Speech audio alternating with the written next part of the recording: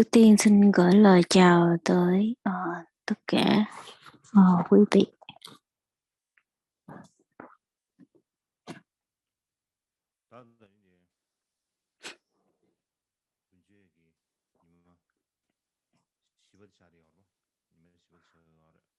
Hôm nay là Pháp hội mùa đông tuần trước ngày thứ tư.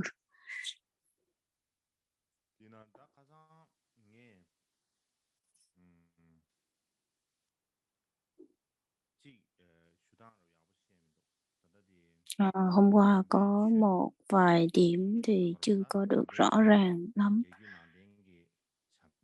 Giống như là theo cái truyền thống của Ngài,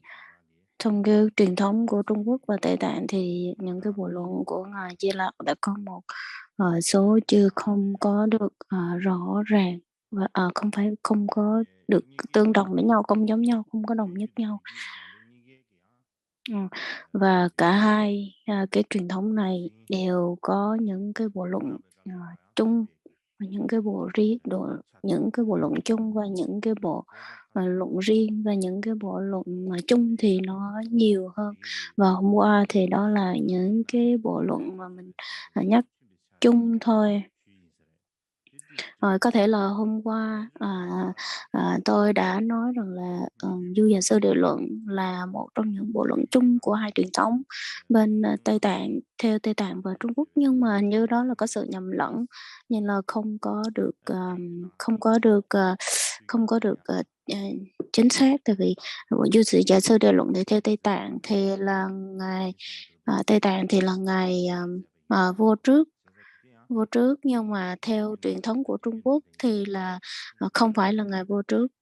Cho nên rằng là đây là cái điểm mà không có tương đồng, nó trở thành là không có giống nhau. Cái thứ khác là biện trung biên luận, hoặc là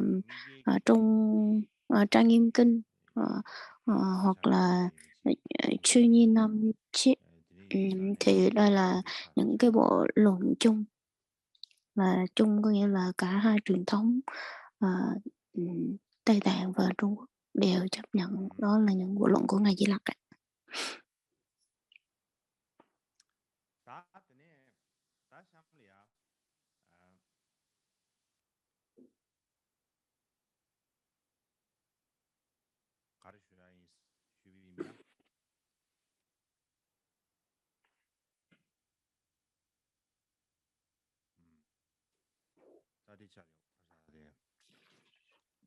Shamla, ta 가장 최근 시점아 무튜니 슈어 제발라.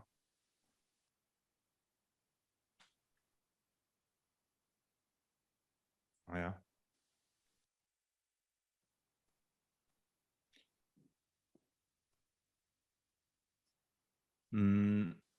다 가장 쉬운 신기. 네, 지준 잠깐 거부디 루규 털이야. Giống như hôm qua đã nói, nếu như mà là ngài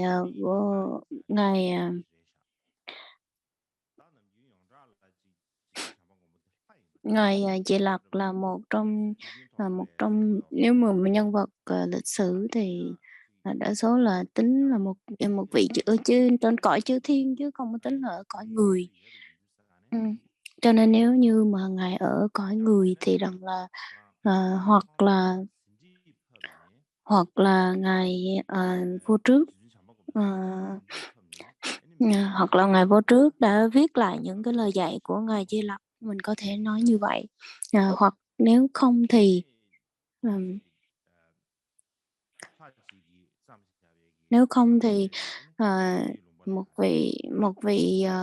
một vị nào đó có thể trước tác ở trên cõi thiên, mà nếu như rồi xong rồi đem xuống ở cõi người, nếu mà nói như vậy thì nó cũng không có được thuyết phục lắm. Cho nên là nói tóm lại thì là ngài Di Lặc là một nhân vật lịch sử, có hay không thì cũng là nhiều cái tranh luận. Cho nên là nếu như mà mình theo các cái vị học giả bây giờ người ta nghiên cứu ra thì cũng hơi vô lý, hoặc là cũng hơi tham lam một chút. Cho nên là Nếu như mà mình thấy rằng là các vị đó quá, như là họ nghiên cứu nhưng quá tham lam thì mình cũng thấy cũng không có được, đúng lắm. Và ngoài ra thì cũng có rất là nhiều các vị học giả, ờ, nghiên cứu về, Phật giáo cũng rất là nhiều. Đặc biệt là nói tới, nghiên cứu về Phật pháp cũng giống như giáo lý, kinh điển và tông phái rất là nhiều. Và nếu như mà các vị không có để ý tới những cái vấn đề như thế này thì rằng là, ừm, ừm, và cái khoảng thời gian mà, cái khoảng thời gian đó thì nếu mà mình không để ý thì cũng không không đúng. Cho nên chính vì họ đưa ra những cái kết luận như vậy cho nên mình mới thấy rằng là họ đã có những cái, những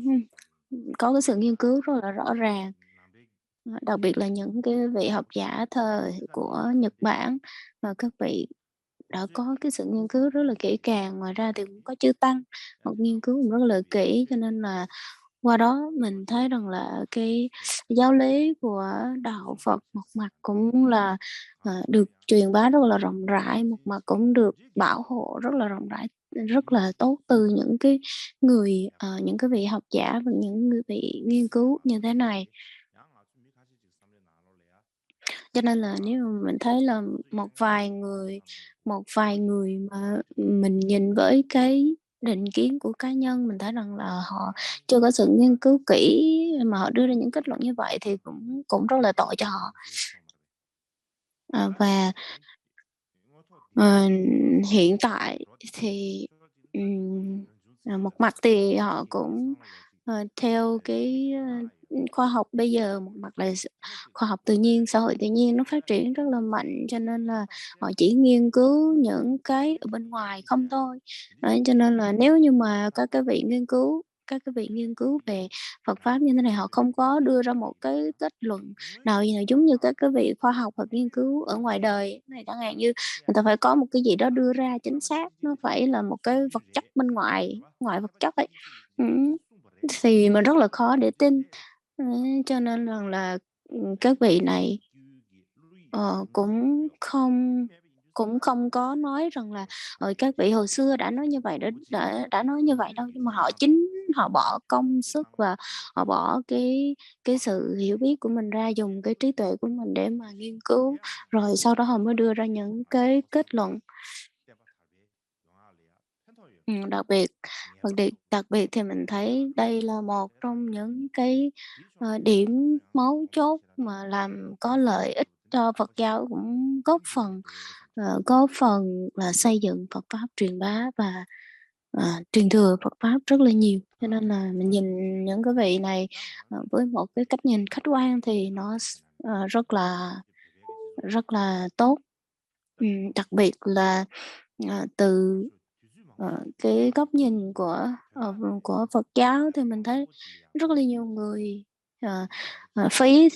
thời gian rất là nhiều, lãng phí đi những cái thời gian quý báu của mình, mặc dù mình được làm người, được làm cái thân người như thế này, mình sống cũng khoảng vài chục năm thôi chứ đâu có nhiều đâu. Cho nên rằng là nếu mà mình, vận dụng cái thời gian này, ờ, vào những cái việc vô nghĩa hoặc là lãng phí đi những cái thời gian thì, rất là tiếc. Cho nên là đối với chúng ta, những cái việc mà mình cần phải làm nên phải làm và cần phải làm nó rất là nhiều, nhưng mà mình lại không có quan tâm tới và mình bỏ qua nó đi, và mình, không có để tâm tới đâu. Và mình cứ lo tới những cái chuyện bên ngoài rồi tranh nhau, cãi cãi nhau, tranh nhau rồi, ganh tị, rồi, gọi là, theo cái định kiến cá nhân của mình thôi để mà mình đưa ra những cái tranh luận như vậy nó không có tốt. Rồi mình lo tới cả nhóm này, hội kia, rồi từ những cái nhóm, cái hội đó nó không có những cái bất đồng quan điểm với nhau, nó gây ra rất nhiều rắc rối. Mình cứ để ý tới những cái điều đó như đó không thôi, chứ mình không có quan tâm tới Phật pháp, hoặc là mình vô tình mình đã phí thời gian về những cái điều vô nghĩa đó rất là nhiều, và mình bỏ lại những cái công việc rất là quan trọng ở phía sau, và mình quên mất những cái công việc quan trọng, của mình, và mình phí thời gian rất là nhiều. Mà những cái điều đó không bao giờ mình nhận ra hết. Ừm, cho nên là mình cần phải để ý và lưu tâm tới những cái vấn đề như thế này. Hôm nay, tôi nói như thế này là, ờm, ừm, nương theo cái thời gian và cái cõi của con người của mình ở đây, mình cần phải biết được rằng là cái công việc của cái thời hiện tại của mình nó như thế nào, là mình được làm người ở cái cõi ngay từ lúc bây giờ, những cái công việc quan trọng của mình là những cái công việc như thế nào. Mình cần phải, à, mình cần phải biết cái này. Hôm nay có một vài lời, nhắc nhở như vậy.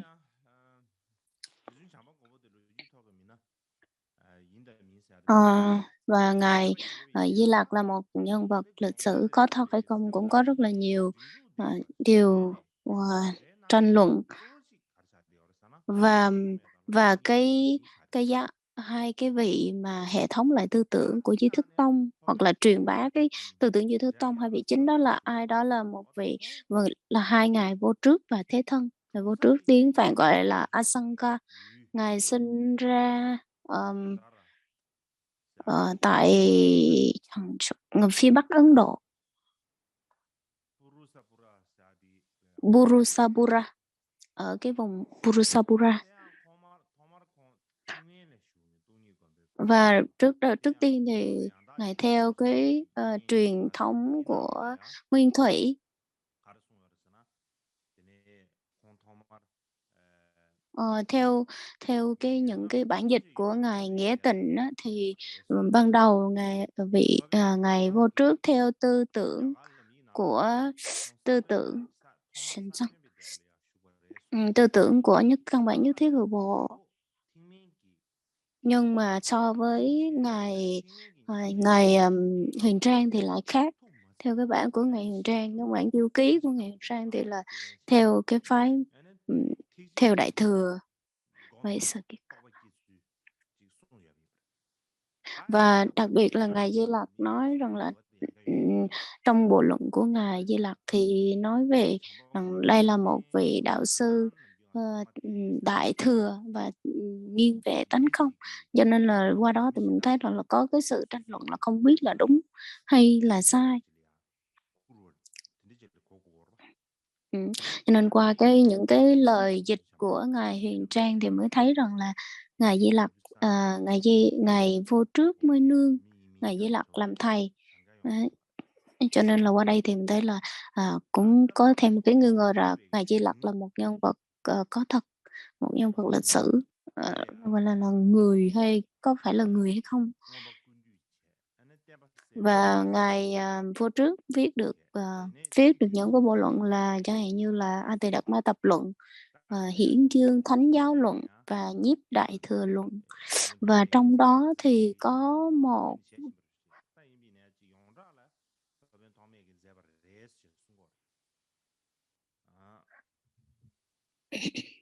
và cũng có một số người thì họ nói rằng một số vị học giả thì họ nói rằng là đây là những cái bộ luận của ngài, Vô Trước viết, họ cũng chấp nhận như vậy.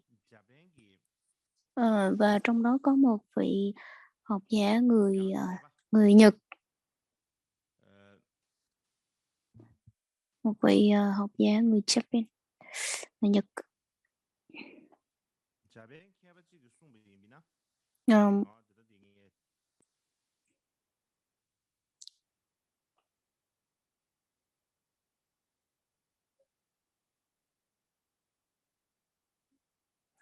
Ngài bị đứt xong.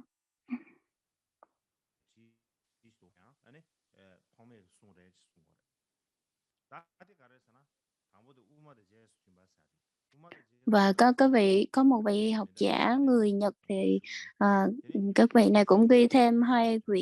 quyển luận nữa được viết bởi ngài Vô Trước, đó chính là Thuận Trung Quán Luận và Giải thích, Kinh Kim Cang. Thì, trước đó thì nếu mà mình thấy rằng là những cái bộ luận, trước đó thì, ngài Vô Trước là, trước tiên thì ngài tu tánh không ở theo trường phái của, Thanh Văn là Nguyên Thủy, xong rồi sau đó ngài mới chuyển qua Đại Thừa. thì theo bộ luận thì mình thấy thì nó sẽ là thấy hợp lý hơn. Và Ngài có những theo cái bộ luận, những cái bộ luận mà giải thích của căn bản Trung Quốc luận, hoặc là giải thích của Kinh Kim Cang, thì qua đó mình có thể thấy rằng là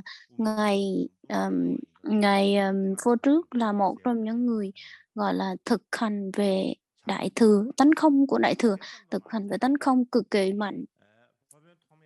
Cái, giống như là, truyền thống chính của Ngài luôn. Đại sư sự Ấy, hoặc là trong cái quyển mà Du Già Sư Địa Luận như ngày hôm qua mình đã có nhắc rất là nhiều đó, thì cái trong này nó ảnh hưởng cái tư tưởng của Ngài Vô Trước rất là nhiều. Ấy, cho nên là qua đó thì khi mình đọc xong thì mình so sánh thì mình có thấy rằng là mình mới khởi lên cái nghi rằng là Du Già Sư Địa Luận có phải là của Ngài Vô Trước viết hay không?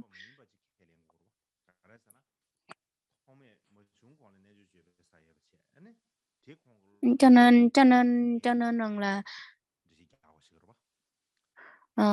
rằng là nếu như vậy thì, mình cần phải chấp nhận rằng là, Ngài cái bộ luận mà Du Già Sư Địa Luận không phải là do Ngài, Vô Trước viết đâu, bởi vì là dường như nó ra đời trước cái thời của Ngài. Đấy, cho nên là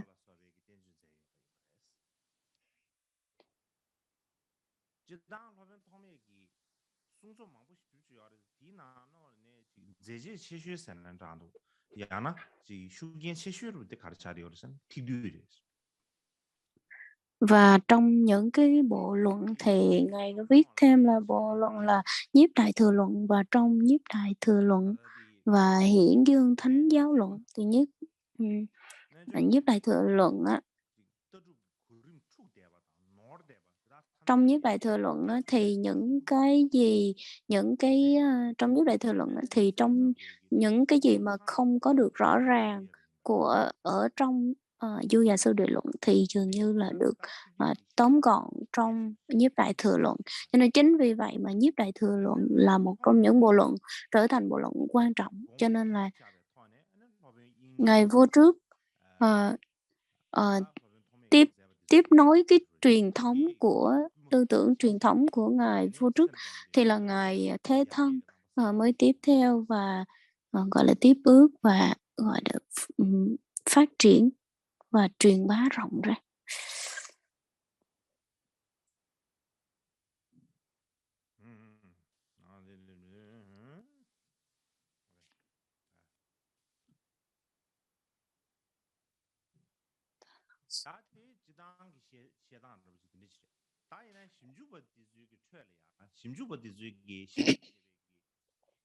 Và đây là những cái rất là bình thường, thông thường thôi, và sau này các cái vị mà nghiên cứu, các vị học giả thì người ta đưa ra những cái quan điểm rằng là cái bộ luận mà Nhất Đại Thừa Luận thì có bốn bốn bốn cái bản dịch khác nhau, 4 cái bản dịch khác nhau, cho nên là à,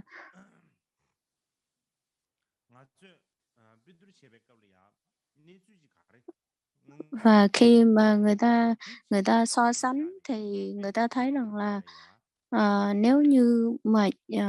vào những cái bản dịch mà sau này thì nó nó khác so với những cái bản trước. Mặc dù rằng là một cái bản chánh văn á, là một bản, nhưng mà cái cách các vị này dịch trước và những cái vị dịch thời trước và những cái vị dịch đời sau nó rất là khác nhau. Ừm, và dường như thì những cái bộ luận mà được dịch trước á, được dịch thời trước đó thì nó khác hơn, mặc dù nó rõ ràng hơn nhưng mà nó khác hơn so với những cái bản, sau.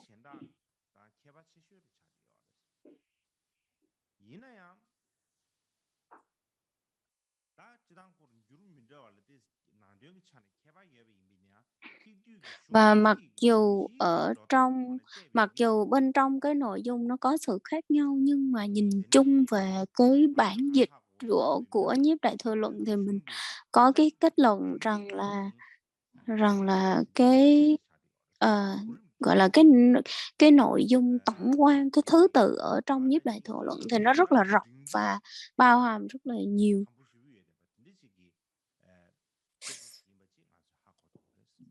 Và nhìn chung thì mình có thể hiểu được như vậy.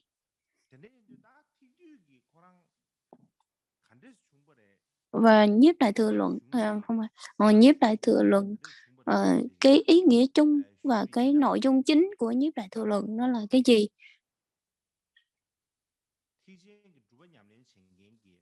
Ý nói rằng là, các cái vị, hành giả Đại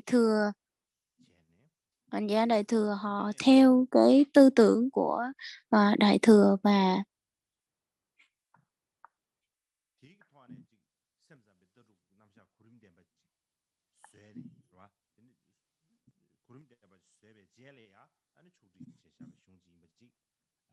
họ theo cái tư tưởng của Đại Thừa và biên soạn lại, cũng như là viết lại ở trong cái bộ luận này.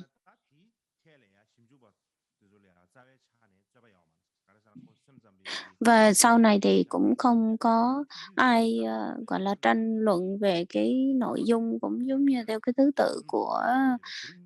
của Nhiếp Đại Thừa Luận, bởi vì trong này nó rất là đầy đủ, cho nên là người ta cũng không có ý kiến gì đặc biệt về cái nội dung của Nhiếp Đại Thừa Luận hết.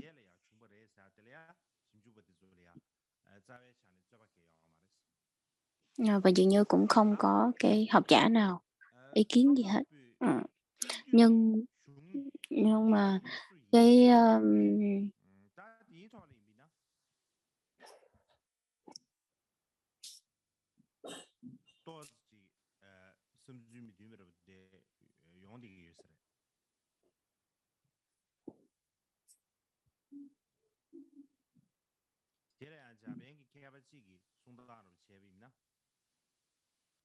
và có một số vị học giả à,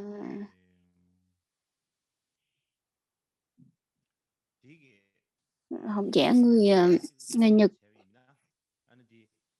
một vị học giả người Nhật, nói rằng là, ờ, Nhiếp Đại Thừa Luận là do Ngài,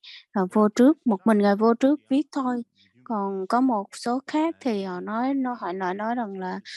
đây là một cái bộ luận không phải của một mình Ngài Vô Trước, trước tác mà là do những vị học giả họ viết chung với nhau.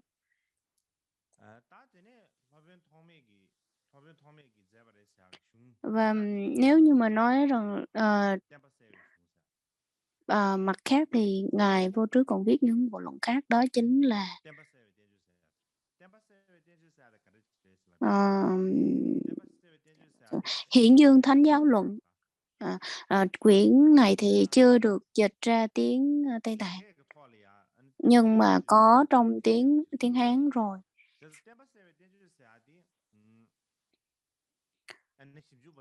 Và Hiển Dương Thánh Giáo Luận thì họ nói rằng là trong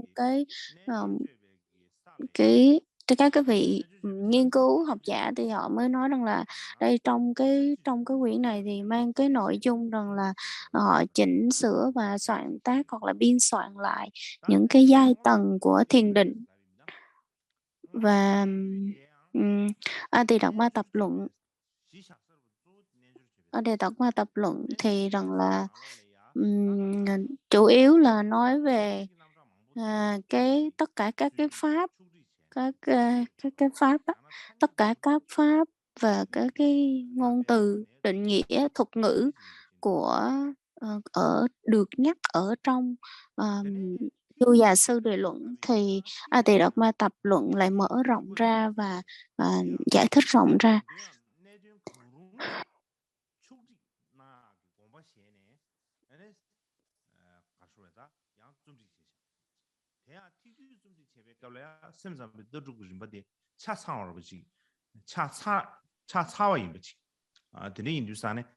Và người ta nói rằng là trong Nhiếp Đại Thừa Luận thì đây là một trong những bộ luận đầy đủ và được nhắc tới nhiều và đầy đủ nhất trong những cái bộ luận mà Ngài Vô Trước viết. À, như trước đó mình có nói tới những ba cái bộ luận đó chính là A Tỳ Độc Ba Tập luận, Hiển Dương Thánh Giáo luận và Nhiếp Đại Thừa luận. Thì nói chung là người ta vẫn chưa có chắc chắn rằng là đây là cái bộ luận của do ngài vô trước, một mình ngài vô trước viết có đúng hay không, thì dường như người ta cũng chưa có cái sự chắc chắn, chưa có đưa ra cái quyết định.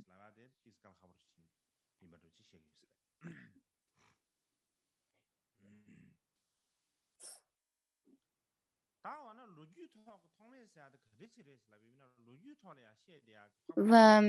theo lịch sử thì người ta nói gì về ngài vô trước? Ờ, Trước tiên thì một số vị theo gọi là ừm, một số người mà tu tập hành hành giả đó thì họ muốn rằng là họ muốn rằng là ờ, ừm, gọi là tập hợp lại tất cả những cái tư tưởng cũng giống như cái tất cả cái phương pháp tu tập. Ờ, thì người ta nhìn nhận ngài vô trước là một vị luận sư như vậy.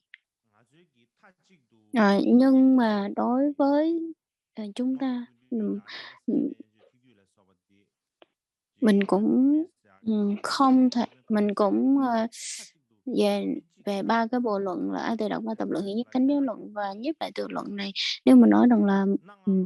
ngài vô trước viết, thì nếu mà nói như vậy thì cho tới bây giờ mình vẫn có thể, so với cái thời Ấn Độ cho tới bây giờ ấy, thì cái thời hiện tại của mình, ừm, ờ, nếu như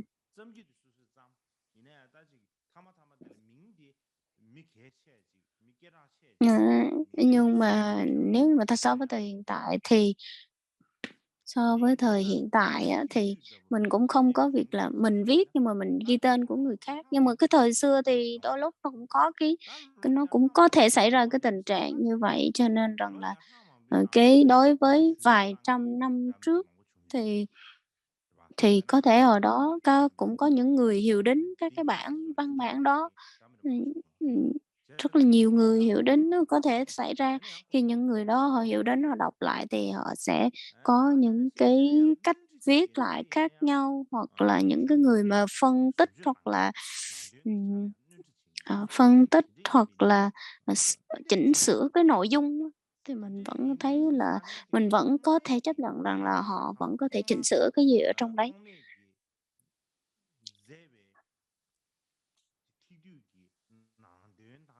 Nếu mà nói như vậy thì rằng là ngày trước đó các vị đó, thì mình cũng không thể nào mà chắc chắn được rằng từ cái bản mà đầu tiên Ngài vô trước viết cho tới cái bản bây giờ mình hiện tại nó không có cái sự chỉnh sửa, nó không có cái sự sai số, thì mình không thể nào mà xác định được đâu. Nó cũng có thể cái sự sai số nào đó.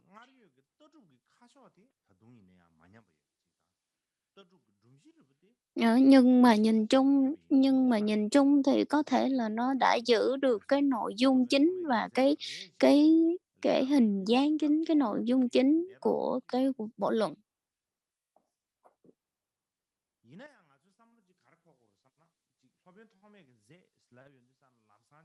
Chúng ta cứ nói rằng là đây là bộ luận của ngài vô trước viết. Ờ,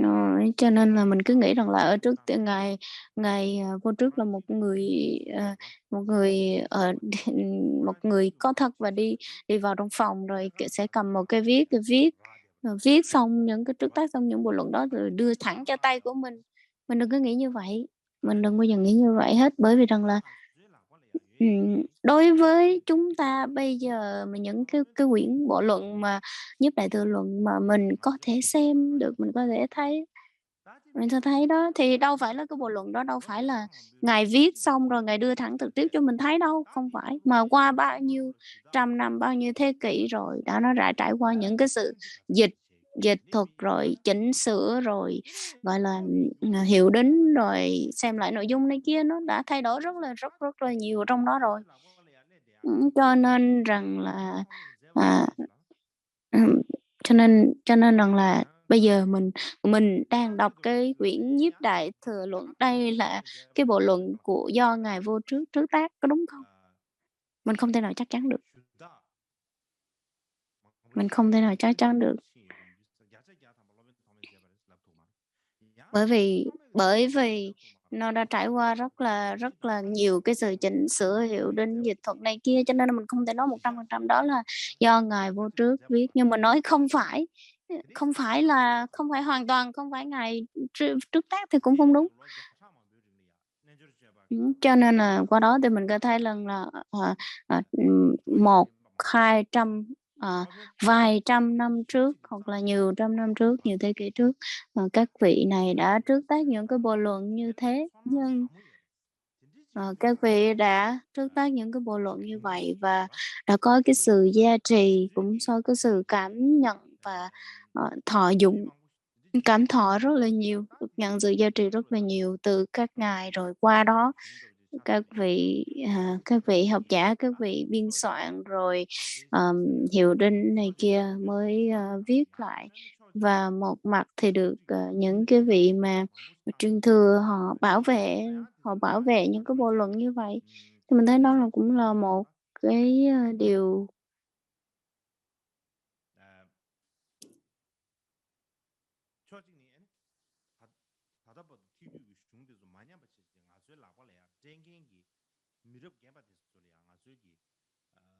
Cái điều mà, các cái vị mình cũng cảm thấy nhớ ơn những cái người lớn, những cái bậc đi trước họ đã giữ gìn, truyền thừa lại cho chúng ta.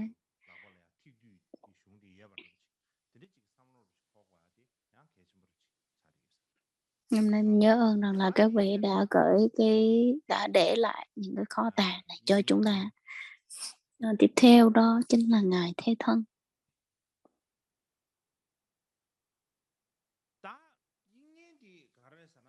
Thì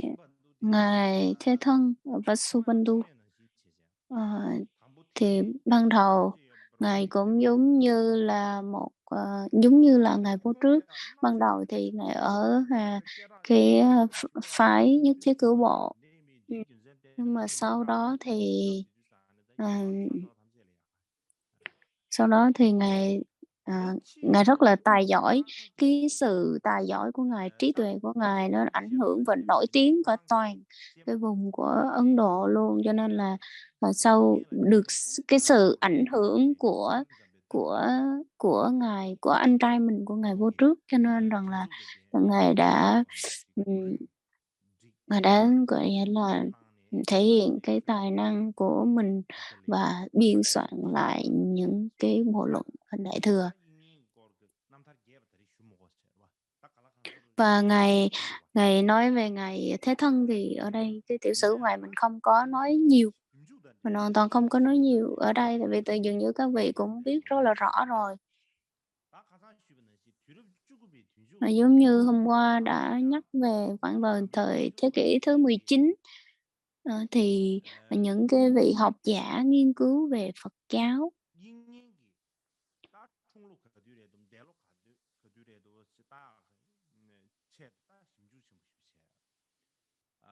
và những người này nghiên cứu về Phật giáo rất là nhiều, và trong đó thì họ nghiên cứu về Phật, giáo, về Duy Thức Tông rất là mạnh. Và chính chính vì và họ bắt đầu bởi cái bắt đầu như thế nào? Bắt đầu về cái tiểu sử của cái niên đại của Ngài, Thế Thân. Và bên cạnh đó thì có nhiều người họ đưa ra những cái lý do khác nhau, đưa ra những cái niên đại khác nhau, nhưng mà có hai chính. Cái thứ nhất đó là một người thì nói rằng là, Ngài được ra đời vào thế kỷ thứ Tư, còn một người khác thì nói rằng là Ngài ra đời vào thế kỷ thứ 5. Cho nên chính vì có hai cái thuyết khác nhau. Ờ vào năm 1951 thì cái vị Frauener, mới nói rằng là một vị học giả Frauener nói rằng là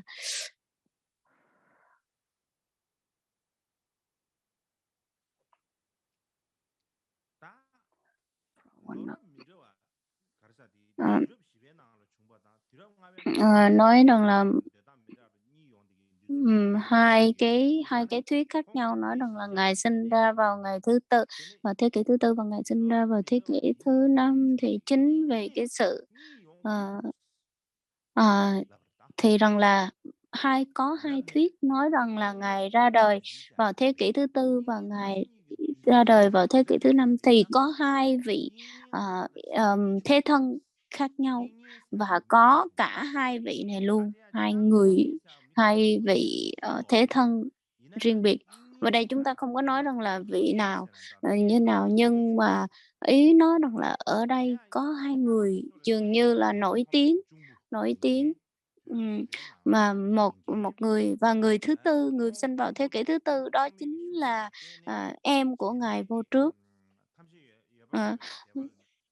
nó được sự ảnh hưởng rất là lớn từ anh trai của mình, mà ngài theo và xiển dương đại thừa, vân vân.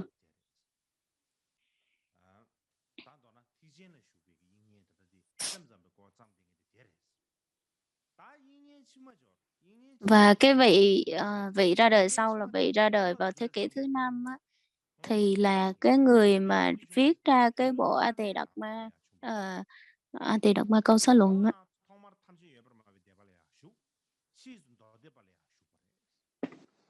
Trước tiên thì vị đó, cái vị ra đời vào thế kỷ thứ năm, vị đó là trước tiên thì theo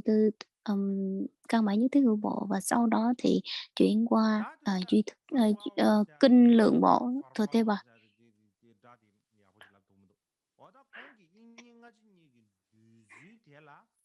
Và vị này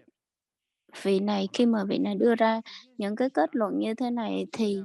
rất ảnh hưởng tới rất là nhiều cái tư tưởng của những vị học giả khác.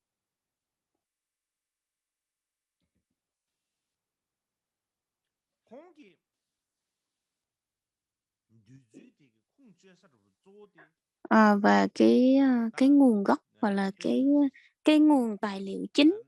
để mà vị này đưa ra cái kết luận đó chính là đó chính là theo ngài Nghĩa Tịnh, theo những cái ghi chép của ngài Nghĩa Tịnh, và ngài Huyền Trang viết về, gọi là đại đường Tây Vực ký. Và trong lịch sử thì, trong lịch sử khác thì có của Bùi Tuyên, những cái bộ luận của Bùi Tuyên, nhưng mà và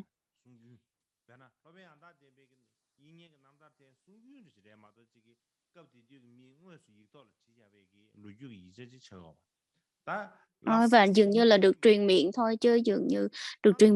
không có ghi chép nhiều theo cái lịch sử của ngài Nghĩa Tịnh đó nha. Và trong ngài Huyền Trang thì ngài đã tới ngài đã tới Ấn Độ, và khi mà ngài đi du hành khắp nơi thì nghe cái thuyết và ngài viết lại. Và lịch sử của ngài Taranatha thì cũng viết rất là nhiều về cái giai thoại của ngài Thế Thân, cho nên là đa số là được truyền miệng thôi, chứ để mà có một cái lịch sử hoặc là những cái niên đại chính xác được viết trên lịch sử thì dường như là không thấy. Và cái phạm thù mà cái ông nương vào cái cơ sở lịch sử thứ hai, đó chính là những cái bộ luận được truyền trong kinh điển Trung Quốc á, tiếng Hán, mà nói rằng là những cái bộ luận của ngài Thế Thân. Và cái lý do thứ ba, đó chính là cái cơ sở thứ ba, đó chính là Abhidhamma, những cái bộ luận mà ngài Ngài những cái bộ luận giải thích về Tỳ Đạt Ma câu số luận, thì những cái vị học giả sau này họ giải thích về Abhidhamma hoặc là vi diệu pháp ấy, thì rằng là ông nương vào những cái tài liệu, cái căn cứ như vậy để mà ông đưa ra những cái kết luận như thế, và nên nương vào tất cả những cái điều mà các vị này, các cái vị học giả này họ đưa ra đó, thì cái vị mà Frawanet này ông mới nói rằng là đa số tất cả những cái gì mà liên quan tới tiểu sử của ngài Thế Thân thì đều là mang cái tính là truyền miệng thôi, truyền miệng thôi, cho nên là tương truyền và truyền miệng lại thì dường như nó cũng có thực và một mặt nó cũng không có thật. Cho nên rằng là nếu như mà để có một vị Thế Thân có thực trong lịch sử được viết rõ ràng tiểu sử tất cả thì rất là khó.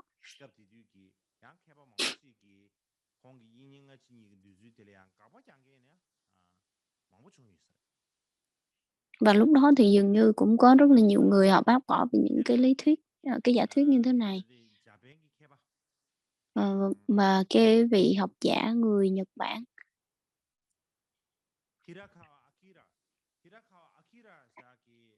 Hiraka Akira, vị này tên là Hiraka Akira. Ông nói rằng là theo cái truyền thống, những cái bộ luận của tiếng Ấn thì được gọi là được viết, gọi là được đặt tên cho những người nổi tiếng. Nhưng người này không viết, nhưng mà vị này không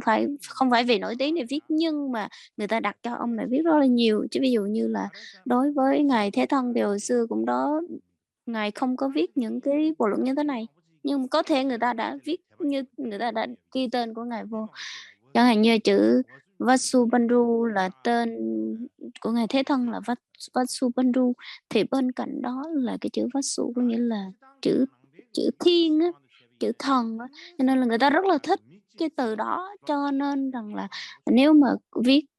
người ta viết xong, người ta hay để chữ Vasu ở dưới, ở cuối trang, cuối cái bộ luận, thì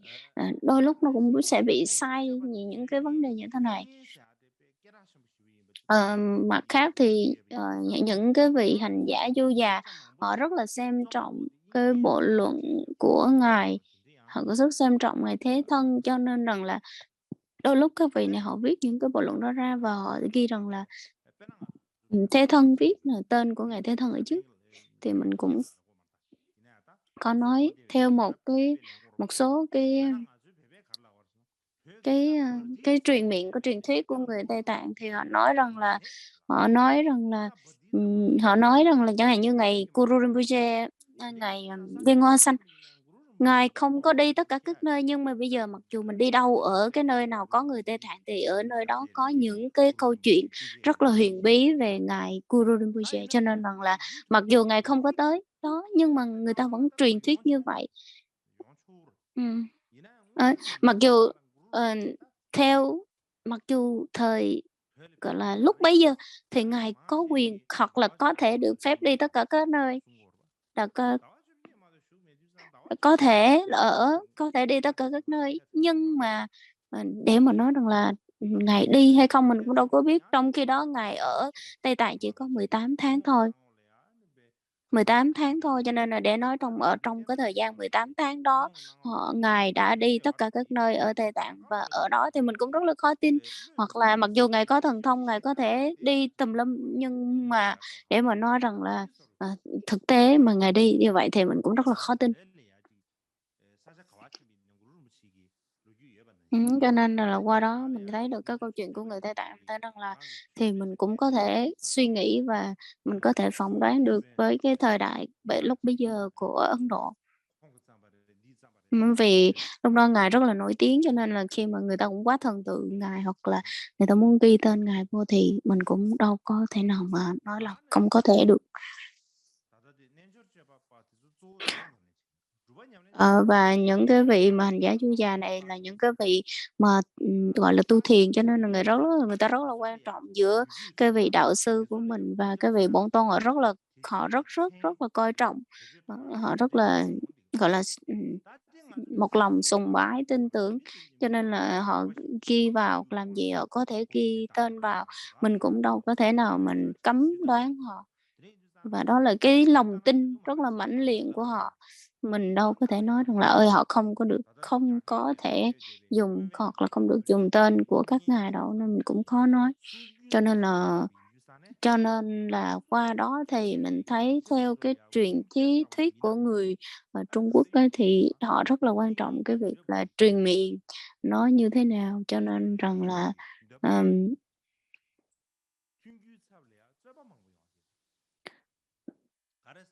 nhưng mà qua đó thì mình thấy rằng là người ta cũng có rất là nhiều cái sự tranh luận ở đây là có chấp nhận hay không chấp nhận rất là nhiều. Cho nên là người này nói thế này, người kia nói thế kia, nó giống như là, ờ, những cái tương truyền của cái ông này nó quan trọng hơn tương truyền của người kia nói nó trọng hơn. Cho nên là để mà xác định được, quyết định được, đây là, cái mức độ chính xác á, mình không có thể nào mà, chắc chắn được hết. Ừm.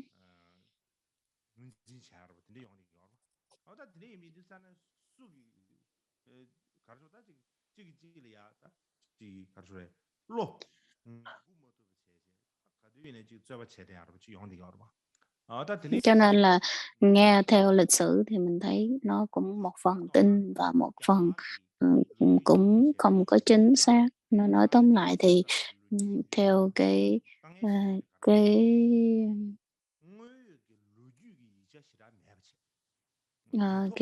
lịch sử thì mình thấy rằng là cái việc rằng là được viết lên trên giấy, trên sách vở thì rất là ít. Lịch sử mặc dù nó là lịch sử, cho nên là rất là ít. Ừm. Và đặc biệt là cái cứ sau này khi mình tương truyền qua thì nó cũng cái độ chính xác nó cũng không có đầy đủ. Và ừm, và chính vì vậy cho nên rằng là nó có cái sự tranh luận rất là nhiều, bất đồng ý kiến rất là nhiều, cho nên là tôi cũng nghĩ rằng là nếu như mà các ngài từ cái thời xưa mà mình đã rắc rối như thế này thì cái thời đại mà sau này của mình nữa thì chắc lẽ là không bao giờ suy nghĩ được tới đâu, tại vì rằng là nó rắc rối lắm. Nó không tính xa, nhưng mà chỉ tính rằng là cái niên đại mà Đức Phật ra đời thôi, cái thời kỳ Phật đản sanh thôi cũng đã rất là nhiều cái thuyết khác nhau. Và mà thời đó thì có rất là nhiều thời Đức Phật ấy có rất là nhiều vị vua, một cái đất có rất nhiều đất nước nhỏ và rất là nhiều vua. Nếu như mà một cái vị vua nào đó, một đất nước nào đó có thể ghi được thì tốt biết mấy, nhưng mà các vị cũng không không có ghi cho dù một từ nào hết. Ừm. Và sau này khi nhờ vào niên đại về cái sử liệu của vua Asoka thì rằng là mình mới thấy vua A Dục thì mới thấy rằng là có một chút lợi ích và giúp đỡ được cho mình một chút xíu về những cái niên đại của, Đức Phật, lịch sử của Đức Phật thôi, chứ nên nương vào những cái, tư liệu của vua A Dục để lại đấy. Nếu mà các vị, thời đó vua A Dục không ghi lại trên trên đá, khắc lại trên đá thì dường như cho tới bây giờ mình cũng sẽ, dường như là mù mịt, không có biết gì và cũng không có bất kỳ một cái sử liệu nào của Đức Phật luôn. Mặc dù là bây giờ tất cả những cái,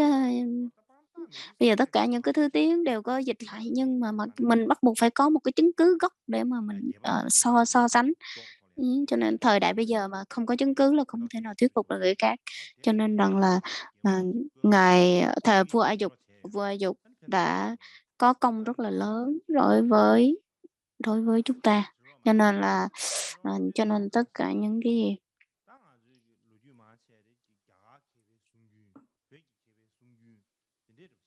Và trong cái tư liệu của mình hoặc là trong cái tiểu sử, những cái gì mà mình viết thì đa số là ghi là "Ồ, đây là truyền thuyết như vậy thôi", chứ gần như không có ở trong lịch sử nào viết đâu. Cho nên là một người này nói qua người kia nói qua người nọ thì nó sẽ trở thành khác nhau mất rồi. Cho nên rằng là mình cũng hông biết, chẳng hạn như chúng ta cũng vậy, chính bản thân mình kể về bản thân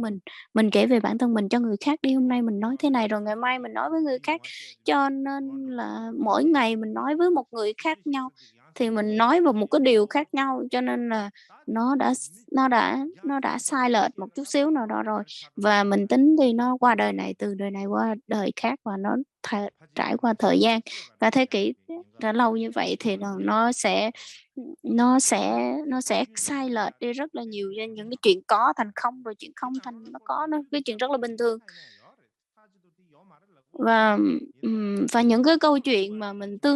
truyền miệng như thế này, mình thấy rằng là nếu như mà mình không thể nào nói rằng là không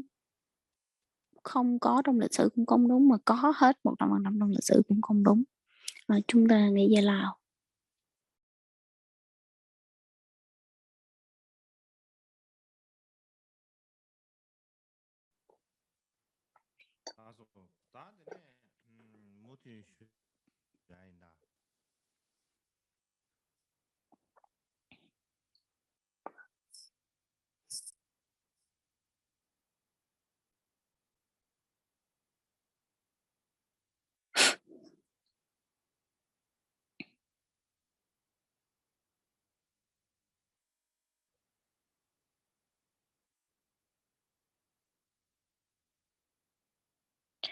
Ngài bị đứng máy nè.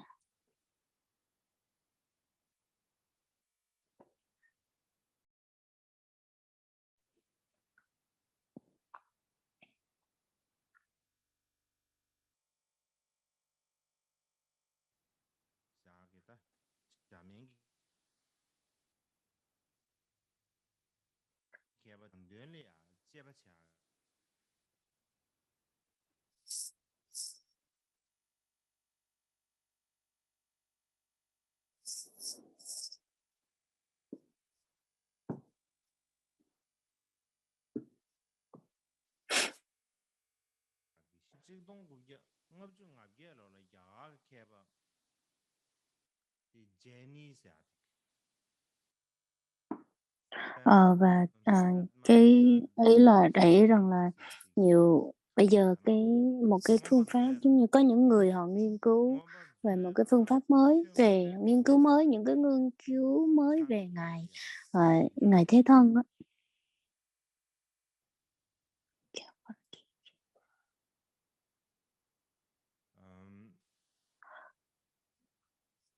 Và họ nói rằng là, một vị học giả người Ấn Độ tên là Bachmanand, vào năm 1958, vị này mới đưa ra cái kết luận rằng là, ừm, ờ, Atidatma Câu Xá Luận và Atidatma Câu Xá Luận Thích, là của Ngài, Thế Thân, viết.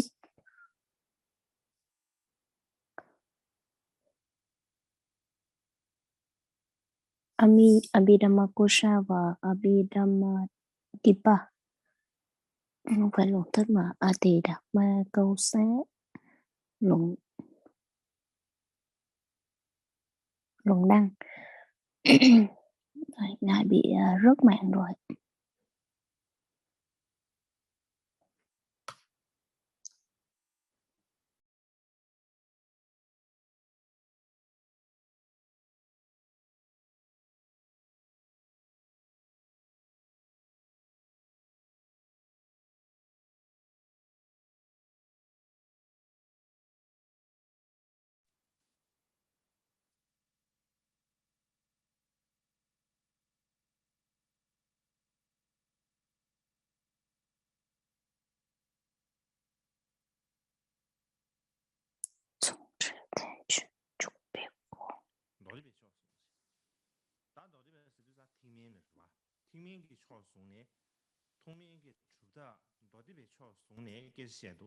야, 쇼진이 티진기 따와당 칸바지. Các vị này họ nói rằng là một số ở trong Antidatma đó thì họ nói là cái ừm, cái cái trên cái nền tảng của kinh điển Đại thừa và theo cái khuynh hướng của Đại thừa nhiều hơn, và ý nói là trong bộ luận là Antidatma Câu Xá Luận Đăng này thì cũng có bác bỏ một cái vài ý ở trong Antidatma Câu Xá Luận. Và cái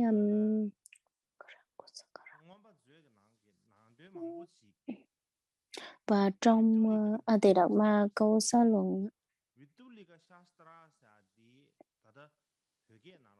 thì có một cái bộ luận khác tên là Vitulika Satra. Cái này là nguyên văn, nguyên văn mình tiếng Phạn thôi chứ còn không có biết rằng là đây là cái tiếng gì, đây là cái nghĩa của nó là cái gì.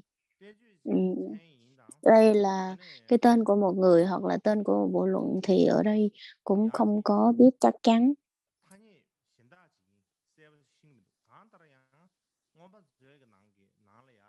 Và ở trong nói tóm lại thì ở trong Antidatma Câu Xá Luận này thì dùng rất là nhiều cái từ gọi là cái nội dung rất là giống với cái trong sách là của Vatulika Satra, đó là giống. Và mặt khác thì một mặt là từ Antidatma Câu Xá Luận Đăng thì cũng có bác bỏ một ít về Antidatma Câu Xá Luận Thích, và dựa trên cái Vatulika này người ta cũng đưa ra những cái kết luận như vậy. Và cái từ mà Vitulia Satra này là nó cũng rất là giống với bên Đại thừa, nó cũng tương tự trong Đại thừa, và nó có những cái tóm gọn tóm tắt mang tính Đại thừa rất là nhiều.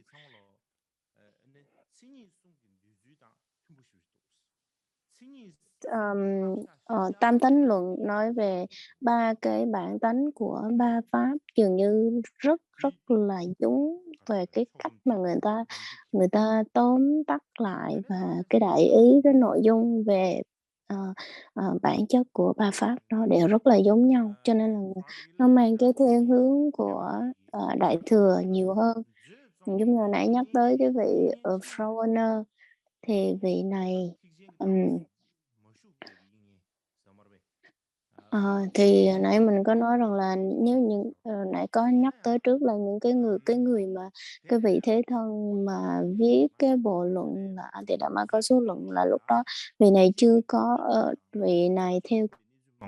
của Nguyên Thủy là bên Tiểu Thừa.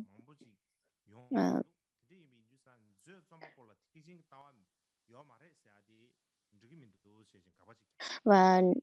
cái vị này họ nói rằng là nếu mà nói rằng là Antidatma Câu Xá Luận không có tư tưởng của Đại thừa thì là không đúng, bởi vì trong này nói rất là nhiều cái tư tưởng của Đại thừa. Cho nên nói rằng là cái vị mà trước tác cái bộ luận này không mang tư tưởng Đại thừa thì không có lý do. Và hồi nãy có nói đến tới một vị Frowaller thì vị này mới nói rằng là có hai vị Thế Thân, thì cái vị mà tác giả của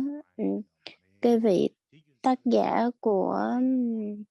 Antidatma Câu Xá Luận thì không có bị ảnh hưởng bởi tư tưởng Đại thừa, cho nên rằng là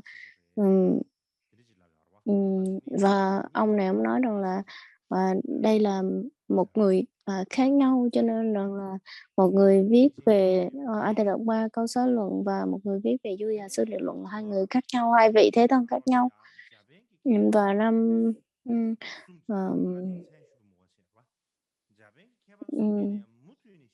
và sau này thì có ba người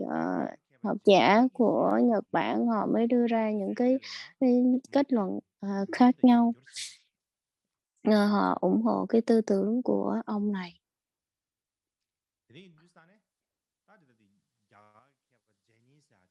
Họ ủng hộ cái tư tưởng của ừm, cái vị mà cái vị học giả người Ấn Độ này nè, ờ, Batmanat, ông ủng hộ cái tư tưởng của vị này. Cho nên là ông đã bác bỏ rằng là nếu mà nói rằng là có hai vị thế thân thì là không đúng, cho nên là để ý cái câu chuyện nó là như vậy.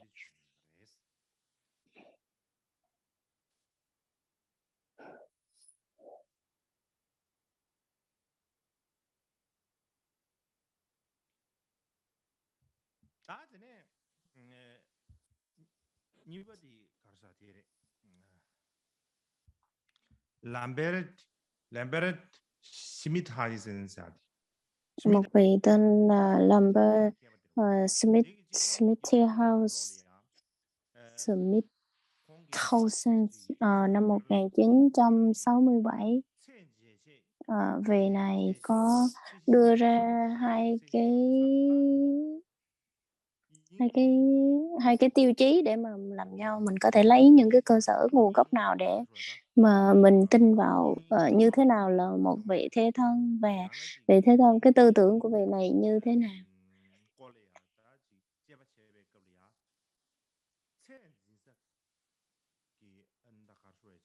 và làm sao để mà nhận diện được như thế nào là cái cái tư tưởng của vị thế thân. Thì ông đưa ra hai cái lý do, ông đưa ra cái tiêu chí để cho mình phân biệt. Cái thứ nhất đó chính là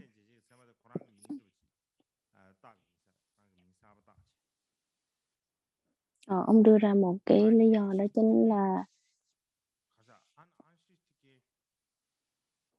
ý nói rằng là tiếng tiếng Đức cho nên là không có đọc được.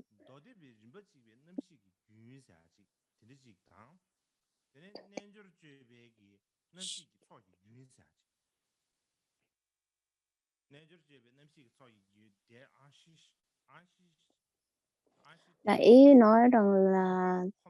tất cả mọi thứ đều cùng một cái tâm thức mà ảnh hưởng ra. Còn cái tiêu chí thứ hai đó chính là ừm, theo cái dòng tương tục của dòng tâm thức,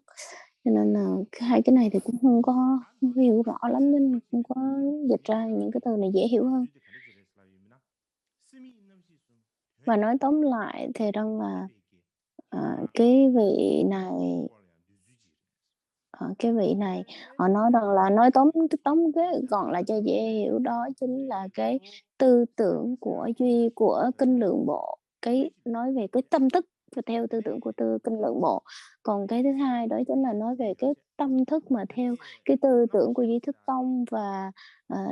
theo cái trong đó có hai cái, là cái thứ nhất đó chính là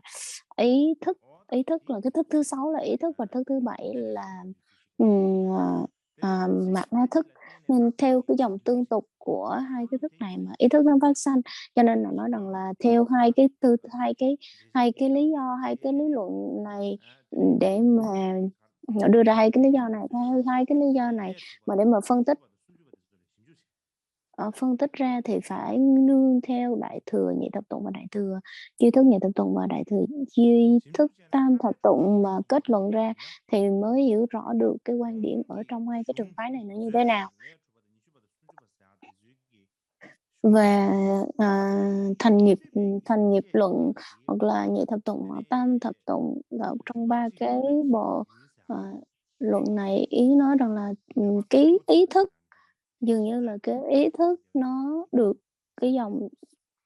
cái dòng tương tục của ý thức được tiếp nối, cho nên là nên nếu nương vào theo những cái tư tưởng, cái ý như thế này thì rằng là nó thích hợp với cái tác giả của những cái bộ luận này. Cái vị Smithhausen này ông nghiên cứu rất là nhiều Và lâu á thì nếu mà mình nói nhiều về ông này thì mình cũng hơi chán. Cho nên rằng là giới thiệu sơ lược về những cái sự nghiên cứu của cái vị này thì nó nói về kinh lượng bộ họ nhận thức như thế nào về cái tư tưởng, cái ý thức nó phát triển như thế nào, họ chấp nhận như thế nào là một cái ý thức. Ừ,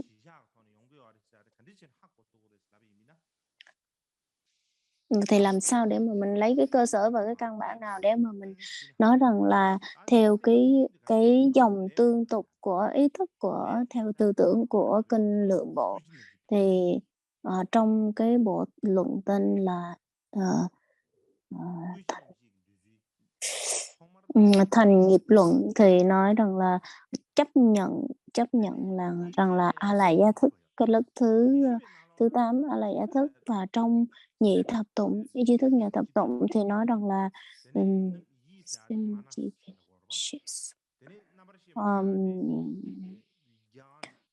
tâm thức, ý thức, tâm ý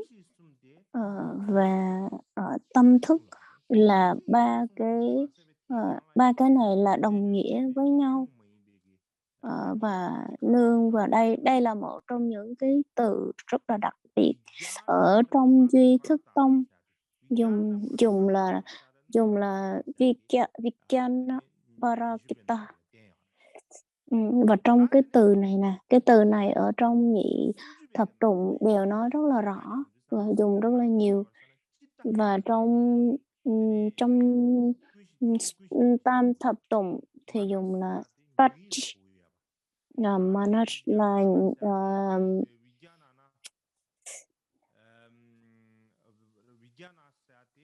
là mặt nó thức, và Vikana ờ, là là tâm thức. Cho nên rằng là tâm, ý và tâm thức là đều là ba cái này là đồng nghĩa.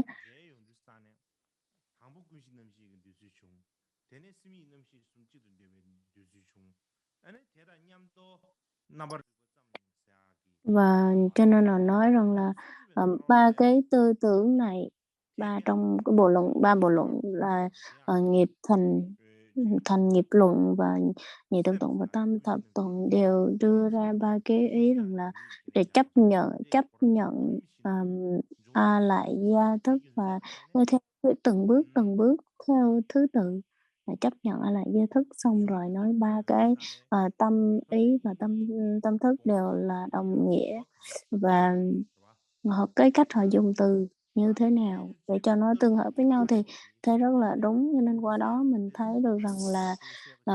cái sự nghiên cứu và đưa ra những cái kết luận của các cái vị nghiên cứu gia này thì mình thấy nó rõ ràng hơn cho mình, và nó đi vào, nó phân tích những cái tác phẩm này và nhấn mạnh vào cái lịch sử và truyền thống nhiều hơn. Và cái kết quả của cái vị mà Smithy House này, vị này lấy cái trường phái, đúng là cái ờ, lấy cái theo cái tư tưởng của kinh lượng bộ mà phán đoán, rồi vị chỉ cái cũng dùng những cái phương pháp mới để mà nghiên cứu ra thì nói rằng là cái người mà ba cái bộ luận này, bộ luận vừa mới nói đó là à, đồng tác giả với A Tỳ Đạt Ma Câu Xá Luận.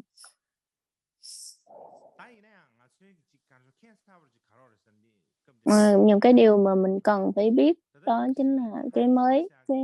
thì cái vị Smithhausen này, vị này cái mục đích của cái vị này nghiên cứu về những cái vấn đề này là cái gì, mục đích của ông là gì. Ý ông muốn tìm là cái ông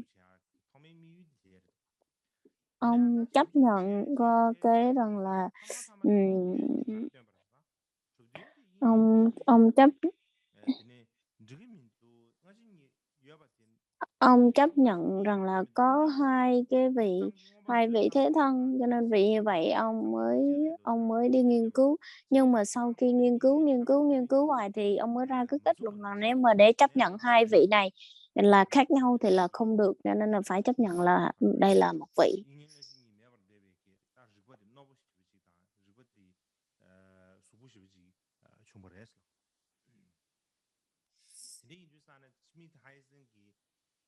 Và cho nên là cái vị Smith Tyson này,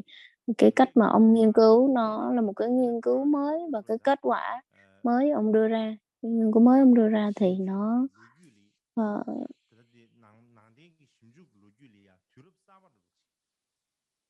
dường như cái sự nghiên cứu của ông nó làm cho nó một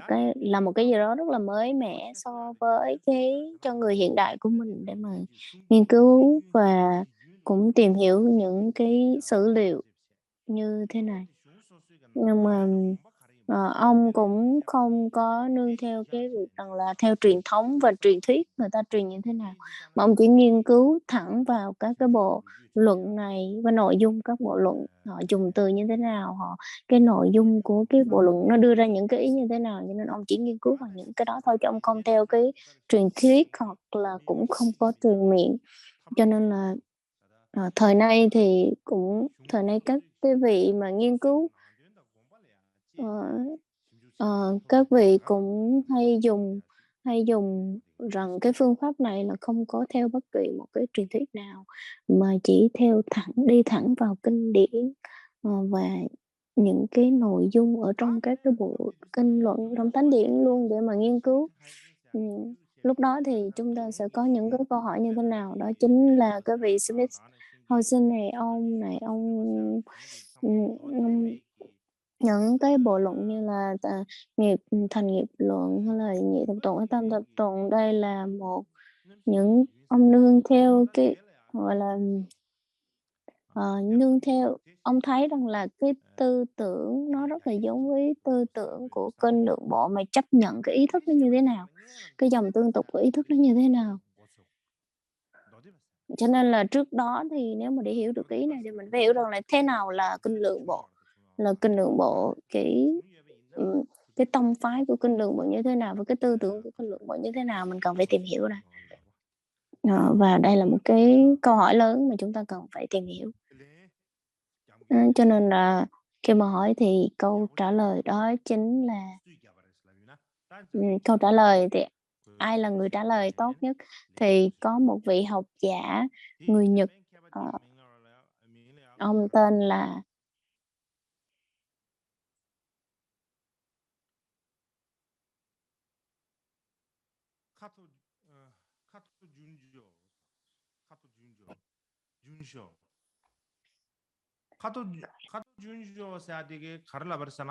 vị học giả người Nhật tên là Kazu Junjo. Ông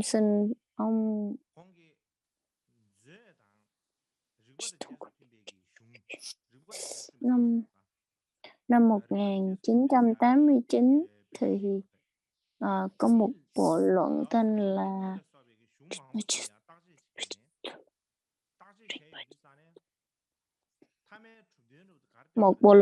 Rinpoche Suthunpa. Thì ông nương vào cái nghiên cứu, cái bộ luận này mà ông nghiên cứu, thì ông mới đưa ra một cái kết luận rằng là Duy Thức Tông không, kinh lượng bộ là nó có cái sự kinh lượng bộ nó có sự liên quan mật thiết A Tỳ Đạt Ma Câu Xá Luận. Cho nên là cái từ kinh lượng bộ nó ra đời, nó bắt nguồn từ A Tỳ Đạt Ma Câu Xá Luận.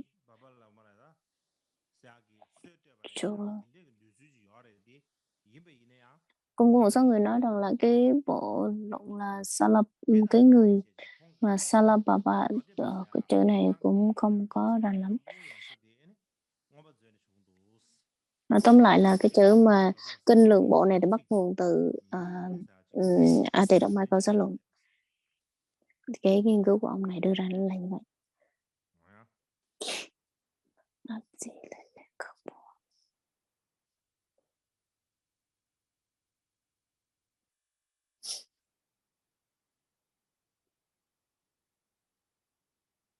다 되게 가르친 거를 슬라베이나 다 저 정견지 알아 저 정보 저 정보 Và ờ, ờ, Ngài Thế Thân trước tác A Tỳ Đạt Ma Câu Xá Luận, thì đây là một cái người rất là uyên thâm về ừm, Tỳ Bà Sa Bộ, tư tưởng của Tỳ Bà Sa Bộ, Duy Thức Tông, đặc biệt là Đại Thừa Duy Thức Tông, Kinh Lượng Bộ, rồi Đại Thừa Duy Thức Tông là ông rất là yên tâm, cho nên rằng là mình thấy là rất là gọi là trong tất cả những cái trường phái vị này đều rất là để quan trọng tâm tới. Và sau này có một vị học giả người Nhật cũng tiếp tục nghiên cứu, và ông đưa ra những cái quyết định rất là rõ ràng hơn. Ông tên là Sakuma Hidenori. Sakuma Hidenori về năm 1987, chút nữa đi, 1997.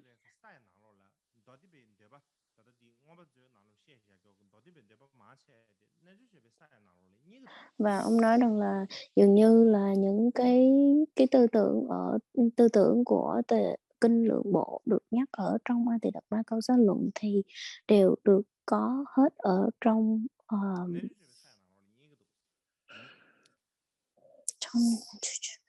trong Du Già Sư Địa Luận, nó rất là rõ, đều được nhắc ở trong Du Già Sư Địa Luận hết.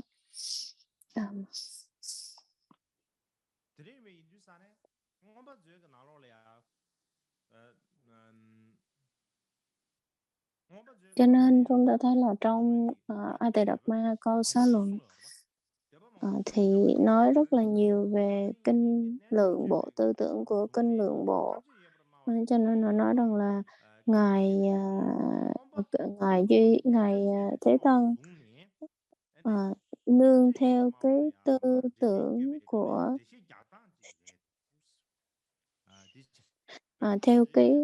nương theo cái đứng trên cái tư tưởng của một vị hành giả vô gia mà giải thích về về căn bản nhất thiết của bộ. Cho nên là cũng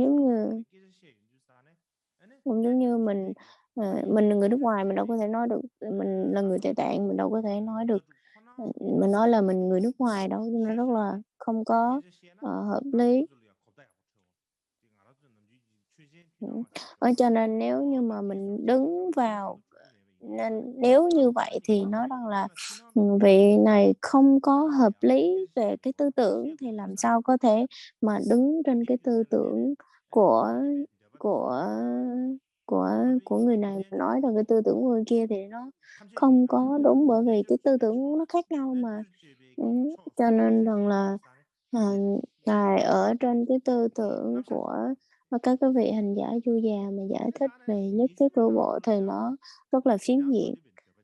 Bên cạnh đó thì rằng là trong Nhị Thập Tụng cũng có nhắc về cái chữ rằng là kinh Lượng Bộ, thì ở trong này nói rằng là cũng bác bỏ cái tư tưởng của, trong này cũng bác bỏ luôn cái tư tưởng của bác bỏ cái việc rằng là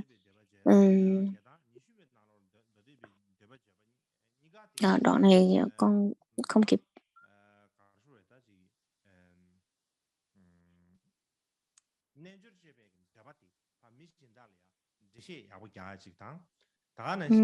Nó tóm lại thì trong Nhị Thập Tụng và Tam Thập Tụng cũng nói rất là rõ, là giải thích rõ về ở trong đại giờ Du Già Sư Địa Luận. Và nói rõ cái nội dung của Du Già Sư Địa Luận và các cái cấp bậc của trong Du Già Sư Địa Luận nói rất là nhiều. Và qua đó thì chúng ta có thể thấy được rằng là cái tư tưởng của kinh Lượng Bộ thì những người trong Duy Thức Tông, những người hành giả vui vẻ họ có một cái nhìn rất khách quan và họ dường như họ chấp nhận lẫn nhau. Và đặc biệt là giống như chúng ta đã nói, trước đó là những cái hành giả vui già họ nương theo cái sự tu tập của họ mà họ, truyền thừa, cho nên là cái tư tưởng của họ nó cũng khác khác hẳn rất là nhiều so với những cái tư tưởng khác. Và, khi mà họ ờ, nên so với những cái tư tưởng khác mà nếu mà để mà chấp nhận được một chút xíu đối với, những cái tư tưởng khác thì là họ phải ờ, họ khác lắm, họ không có thể nào mà để mà những cái phái khác, cái tông phái khác họ có thể hiểu được cái tư tưởng cũng giống như cái quan kiến của, những cái vị mà hành giả du già. Cho nên là nếu mà họ để bên kia hoặc là họ chấp nhận hoặc là có những cái quan điểm chung thì bắt buộc họ phải theo cái tư tưởng chung hoặc là theo cái phương diện thế tục để mà đưa ra những cái, quyết định chung hoặc là cái phán quyết chung hoặc là cái quan kiến chung. Trong một cái quyển sách tên là Umathaju Trukchen, nên Ngài Quang Trúc Tổ Chế, có nói rằng là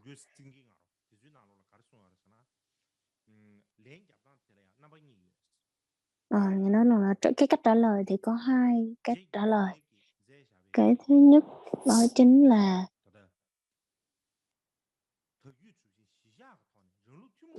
cái thứ nhất đó chính là, nương theo phải giữ cái tư tưởng riêng của mình và trả lời. Cái cách thứ hai đó chính là, nhìn theo cái tình hình chung và so với cái cái quan điểm chung để mà trả lời. Ừm,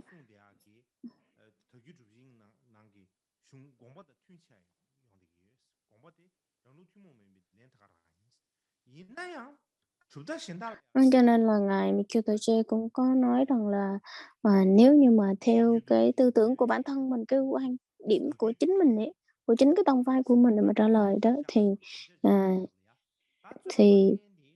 nó cũng hợp lý. Và nếu như mà mình đi ra với các cái tông phái khác để mà mình tranh luận, mình tranh biện, ví dụ như là các cái tông phái như Gelug, Sakya hoặc Nyingma, nếu mình ngồi lại mình tranh luận với nhau thì là, bắt buộc thì nếu như nếu như mà mình đưa ra cái quan điểm chính của cái tông phái của mình, những cái từ ngữ dùng như thế nào và cái tư tưởng như thế nào, thì những cái bên đối phương người ta sẽ không biết, cho nên là mình đâu có thể nào dùng như vậy. Cho nên bởi vì như mình nói những cái quan điểm của mình thì bên kia người ta không hiểu, mình nói Tây thì bên kia ta hỏi Đông, mình hỏi Đông và bên kia thì trả lời Bắc thì đâu có hiểu nhau đâu. Cho nên rằng là, ví dụ như là nói là, cái bình có hay không, cái bình có không để nói rằng là mày nói không có, cái bình có không, nó không có, hoặc là cái bình có không nói tôi không đồng ý bất cứ một cái gì hết thì mình cũng rất là khó. Cho nên là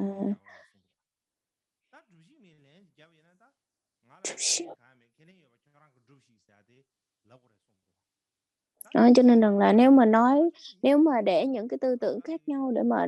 tranh luận với nhau thì về họ sẽ trả lời một cái câu trả lời rằng là,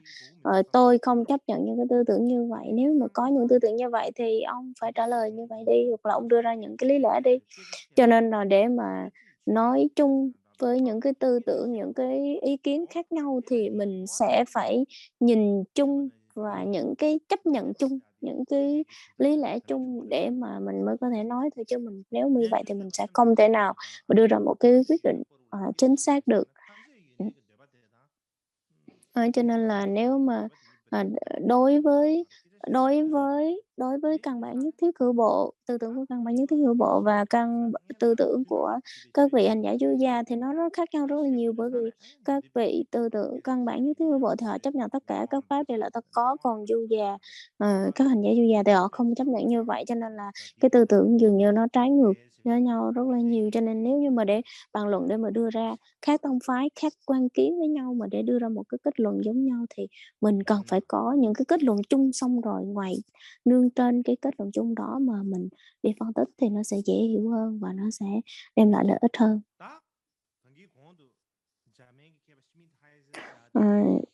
Trước đó mình có nhắc tới cái vị mà Smith-Soldier, nhưng mà thành nghiệp luận rồi nhị thập tụng và tam thập tụng là cái bộ luận của ngài Thế Thân.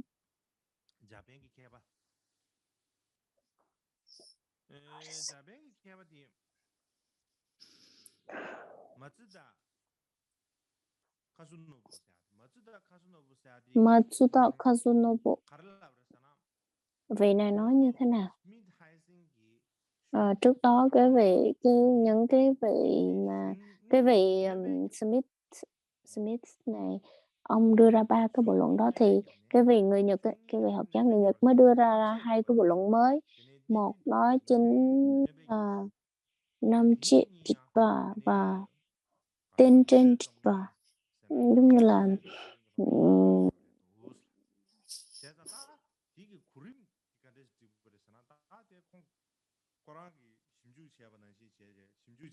hai bộ luận đó chính là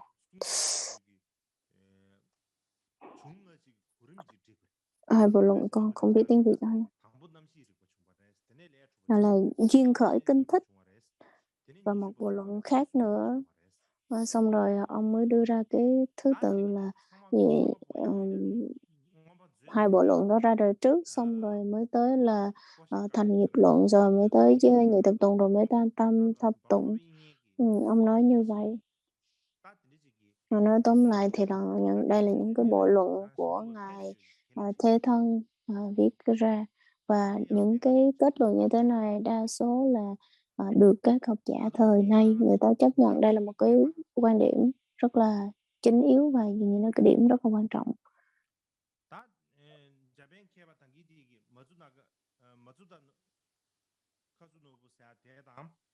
Mà cái vị mà Matsuda Kazunobu, cái vị này bên cạnh đó có một vị khác tên là Akanaya Noyaki, thì ông cũng nghiên cứu về cái phạm trù này, và ông cũng nói rằng là Burawa Acharya Nguyên Kiệt Pháp Vân, cái từ này tên là Nguyên Kiệt Pháp Vân, thì cái từ này đó là được dùng ở trong cái niên đại của những vị hành giả du già mà lúc đó người ta viết ra những cái bộ luận đó, thì được dùng vào cái thời đại đó, cho nên về Hakanaya Noyaki, vị này ông này mới đưa ra một kết luận ngắn gọn, đó chính là Burawa Acharya. Cái từ này Nguyên Kiệt Pháp Vân, cái từ này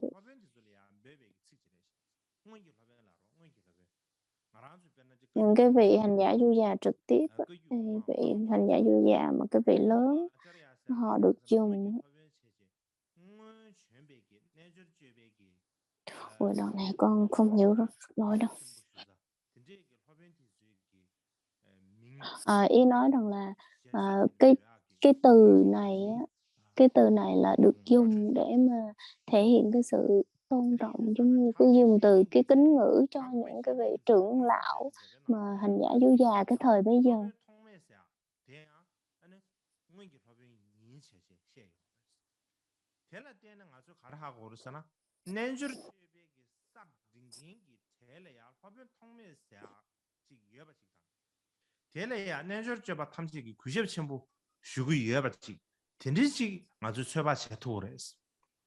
Chính qua đó thì có một vị khác họ cũng nói rằng là cũng các vị cũng người Nhật cũng nói rằng là qua đó thì mình có thể xác định và thấy được rằng là nó cũng có những cái ý kiến cho rằng là có thể đúng. Cho nên nếu mà để nói rằng là đây là một trong những cái bộ luận của ngài Thế Thân 100% thì nó cũng hơi khó, cho nên có một số người họ nói như vậy, cho nên cũng rất là khó, và đây là một trong những cái tư liệu mà chúng ta có thể nghiên cứu thêm. và tương truyền, khẩu truyền hoặc là truyền miệng thì nói rằng là ngày vô trước và thế thân là hai anh em, chúng ta được biết như vậy. Và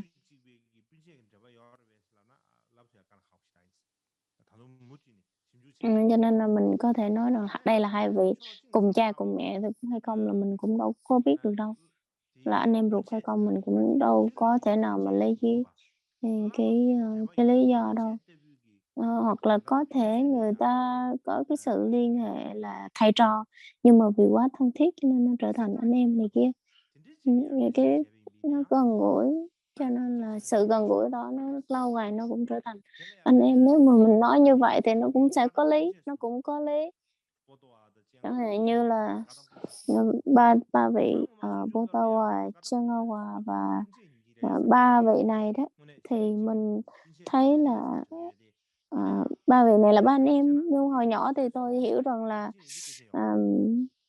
anh em ruột, nhưng mà không phải,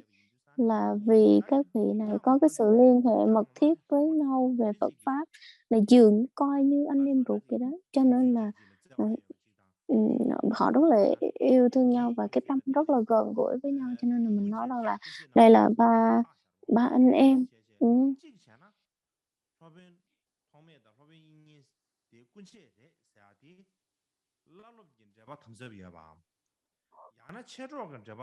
Cho nên rằng là nếu nói được với ngày vô trước và ngày thế thân là hai anh em thì đây là hai anh em ruột, hoặc là hay là cái tình thầy trò nó thân thiết với nhau, và tính vì đó cái tâm họ gần gũi nhau nên họ mới có cái tên là anh em với nhau, thì đó mình cũng có thể là phỏng đoán. Và cuối cùng thì tôi muốn nói đó chính là ngài Thế Thân viết rất là nhiều luận, nhưng mà ở trong đó thì nó liên quan những cái bộ luận mà liên quan tới tới tới Duy Thức Tông nhiều, đó chính là thì gọi là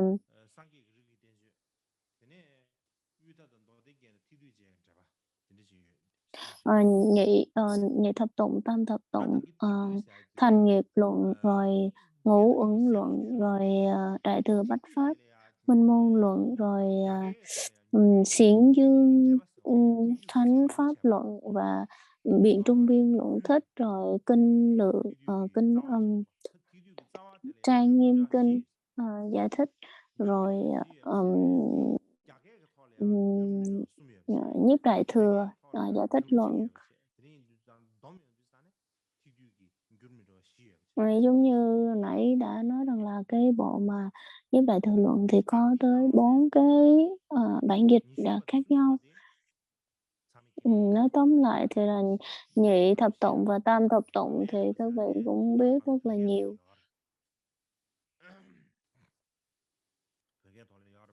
Và nhị thập tụng, tam thập tụng thì tiếng Tây Tạng đều có, và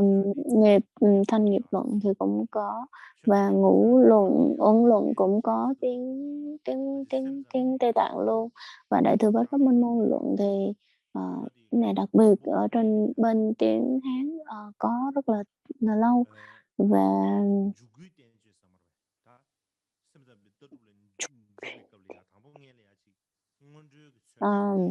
và cái bộ thừa đại thừa bát pháp minh môn luận này dường như là cái bộ luận mà bước đầu, gọi là bộ luận mà giống như sơ khởi nói về Duy Thức Tông. Và đặc biệt là trong cái thời đại của ngài Hiền Trang đã dịch ra và nói rất là rõ, và đây là cái cánh cửa để bước vào Duy Thức Tông. Và đây là tôi đã dịch từ tiếng Hán qua tiếng Tây Tạng, nhưng mà cũng không tự tin lắm để mà đưa cho các vị. Cho nên rằng là không có không có không có không có được không có được tự tin, nên khi nào mà rõ ràng và tốt thì tôi sẽ cho các vị xem.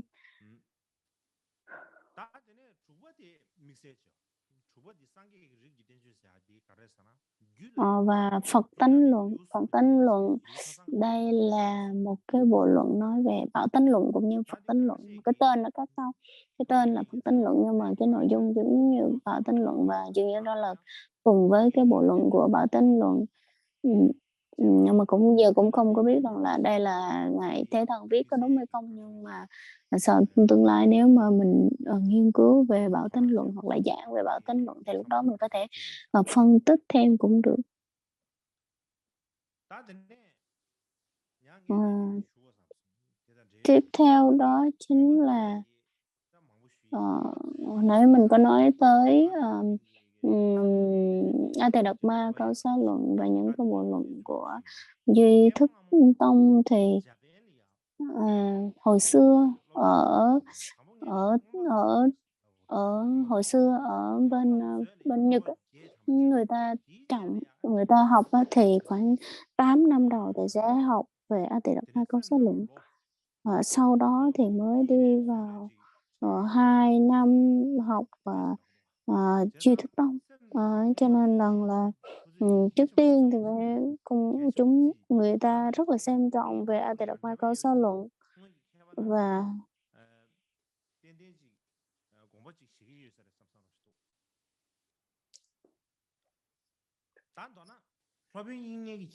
nói tóm lại thì cái điều đặc biệt từ ngày Thế Thân đó chính là lúc đầu ngày ngày nghiêng về Nguyên Thủy, sau thì ngày theo Đại Thừa, và ngài rất là uyên thâm về kinh điển và giải thích rất là nhiều cái bộ luận tứ tác, cũng như giải thích rất là nhiều cái bộ luận. Và ngài hệ thống lại giống như biên soạn lại những ờ, cái cái bộ luận, và cũng giải thích những cái luận nào, cái tư tưởng nào tương đồng với thích hợp với ngài, và những cái nào không có thích hợp với ngài thì ngài cũng đều đã viết ra. Và đặc biệt ngài là một vị học giả Phật giáo, và đặc biệt truyền thừa cái tư tưởng Duy Thức Tông. Ngài rất là yên tâm, gọi là yên tâm, trí tuệ thông minh, cho nên rằng là và cái tài năng đặc biệt về cái sự tổ chức hoặc là cái sự biên soạn lại các cái tác phẩm, đó là một cái gọi là giống như thiên tài bẩm sinh. Ông rất là giỏi về những cái mảng như thế này. Và những cái tư tưởng của các vị trước đó, và trước đó thời quá khứ, các vị trưởng lão họ đã đưa ra những cái ý như thế nào, có những quyển sách như thế nào, những bộ luận như thế nào, thì ngài đều nghiên cứu và biên soạn lại để hệ thống lại những cái bộ luận mang đậm tư tưởng của Duy Thức Tông. Đặc biệt là đặc biệt là chúng ta thấy là cái truyền thống từ bên Trung Quốc. Bên Trung Quốc thì họ nói rằng là nhị thập tụng thì là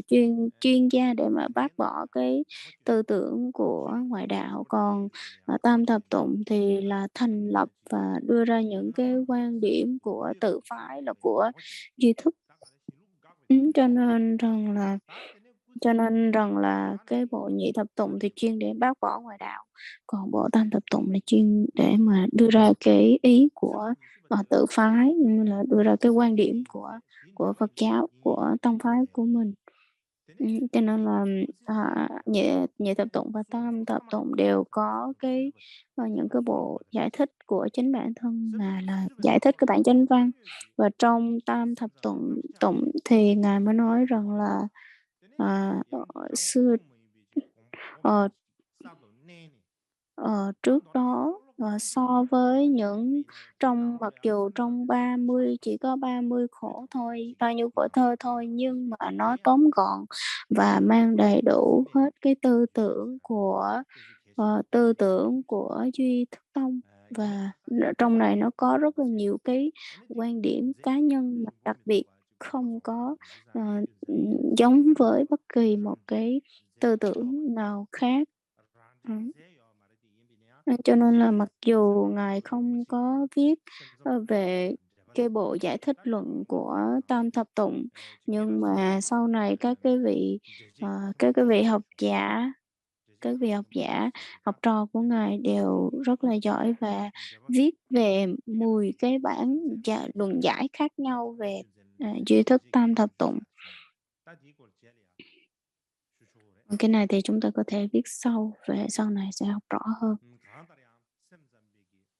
Nói tóm lại thì rằng là ý nói rằng là cái tư tưởng đầy đủ của duy thức tông thì nằm trọn ở trong duy thức Tam Thập Tụng.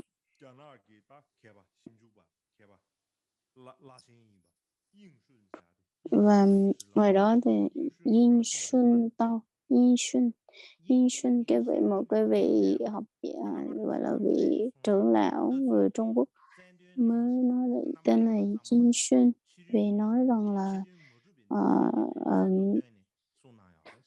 đây là một trong những cái bộ luận đặc biệt nói về không chấp nhận cái ngoại cảnh, là tất cả mọi thứ đều là duy tâm, là do tâm của mình tạo ra. Cho nên là ông nhấn mạnh rất là nhiều về cái việc là duy tâm hoặc là duy tâm thức. Cho nên chính vì vậy cái tư tưởng này nó ảnh hưởng rất là mạnh, cho nên là nương theo cái tư tưởng mà mới đặt cho cái tên là duy thức tông. Cho nên và sau đó thì có rất là nhiều người theo học và nghiên cứu. Cho nên là sau này đây là chỉ là một cái tông phái có thể so sánh ngang bằng được với Trung Quán Tông. Cho nên nếu mà nói về Đại Thừa thì chỉ có hai tư tưởng quan điểm tông phái chính, đó chính là Duy Thức Tông và Trung Quán Tông. Và đặc biệt là Ngài Thế Thân không có chấp nhận cái việc là ngoại cảnh, không chấp nhận cái ngoại cảnh, là chỉ tất cả đều là do tâm. Hôm nay có thể là chúng ta sẽ dừng tại đây. Chúng ta hồi hướng.